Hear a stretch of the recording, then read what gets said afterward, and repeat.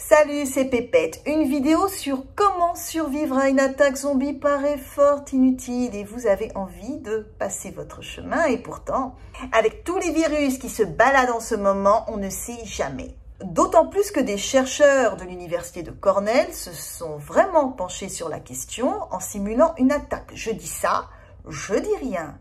La petite vidéo qui suit est un guide de survie élaboré à partir de la longue documentation sur le sujet des zombies. Écoutez, vous me remercierez quand l'épidémie commencera.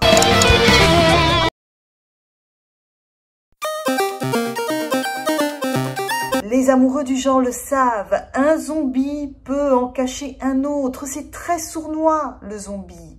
On ne tue pas ceux de The Walking Dead comme ceux de Je suis une légende. Ayez un coup d'avance. Regardez les informations et analysez à qui vous avez affaire. S'ils sont puissants et réactifs, il va vite falloir vous mettre au jogging et au crossfit. S'ils sont lents, ça va. Vous avez le temps de prendre vos affaires. Un zombie a une moyenne de 28 jours pour passer d'une zone à une autre. Par contre, si vous êtes dans l'épicentre de l'infection dès le départ, eh bien écoutez, rest in peace, comme disent les Anglais. Il vous faudra des armes, ça va sous le sens. Alors, équipement de sniper, fusil, lance-flammes, AK-47, machette, couteau, bref. Si vous êtes sur un stand de la NRA au début de l'épidémie, c'est tant mieux. Sinon, pensez à prendre le maximum quand vous pirez les magasins. Et puis, testez les armes sur les autres pilleurs, histoire de voir si ça marche. Oh, pardon, on ne fait pas des omelettes sans tuer quelques humains. Les joueurs de jeux vidéo vous le diront, viser la tête, c'est le plus sûr. Par contre, évitez la décapitation, non, parce que la tête continue à mordre, même une fois qu'elle est sectionnée. Bon, ça ne marche quand même que sur certains, parce qu'il y en a d'autres, c'est l'arme nucléaire ou rien du tout. Alors, oui, on veut survivre, mais on ne veut pas ressembler à des enseignes lumineuses. Portez plusieurs superpositions de vêtements et de gants pour éviter au maximum les morsures. Pensez à la crème cicatrisante. Oui, ce sera le dernier de vos soucis quand vous serez mordu, mais croyez-moi, il serait dommage de traîner des pieds à cause d'une petite blessure. Ah, pensez aux attelles. Mon petit, si t'es malin, casse-toi le bras, mais pas la jambe. Ah oui, ce serait fâcheux pour courir. N'oubliez pas le filtre à eau, les batteries pour l'électricité et un citron. Quand tu n'as plus de batterie, tu as encore un peu de jus. Au moins pour voir le zombie se jeter sur toi. Tu sais, la dernière image avant de mourir.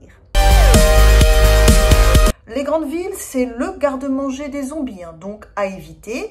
Les bunkers, c'est bof, surtout si vous êtes claustrophobe.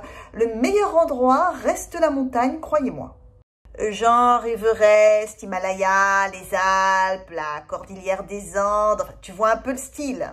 Je vous explique, plus c'est haut et escarpé, plus c'est difficile pour le zombie de grimper. Et oui, on est des malins chez les McFlus. En plus, le froid, style température polaire, a un effet inhibant sur le zombie. Et oui, ça par contre, vu qu'on est en plein réchauffement climatique, c'est pas garanti. Misez sur les protéines, c'est bon pour les muscles. Si vous avez suivi mon conseil et que vous êtes en montagne, bravo, mais peu d'options s'offrent à vous. Alors, il vous faudra prendre des portions de protéines en poudre. Oui, quoi qu'en disent ces détracteurs, c'est toujours ça de gagner. Oui. Pensez aussi à un petit jeûne intermittent, ça va vous permettre de garder des rations plus longtemps.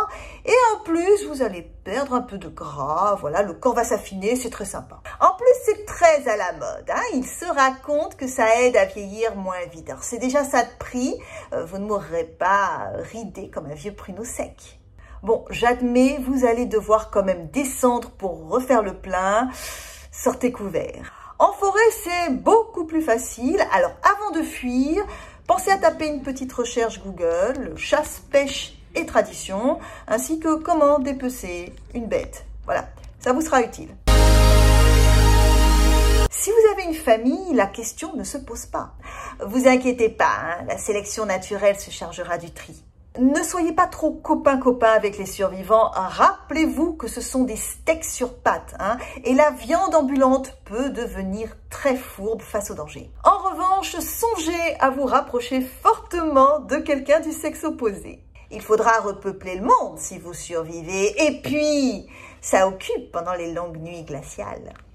Planquez-vous patiemment jusqu'à ce que les zombies meurent de faim et que l'épidémie cesse. Bonne chance, mon petit!